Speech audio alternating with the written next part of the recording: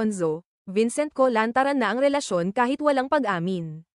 Bagamat walang formal na kumpirmasyon mula sa kanilang panig, tila hindi na kinakailangang itanong pa kung may espesyal na namamagitan kina Bea Alonzo at Vincent Co. Sa kabila ng pagiging tahimik ng dalawa sa kanilang personal na ugnayan, mas lalong lumalakas ang hinala ng publiko at mga fans na may matamis na pagtitinginan na namamagitan sa kanila. Kamakailan, muling naging usap-usapan sa social media ang dalawa matapos mamataan si Vincent Co sa isang event na may kinalaman sa negosyo ni Bea. Sa ginanap na Bash Warehouse Sale, isang kilalang brand na konektado kay Bea, nandoon si Vincent bilang isa sa mga panauhin.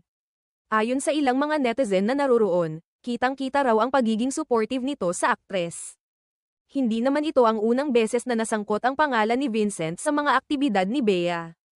Ilang buwan na rin ang nakalilipas mula nang mapansin ng publiko ang madalas na pagsasama ng dalawa, maging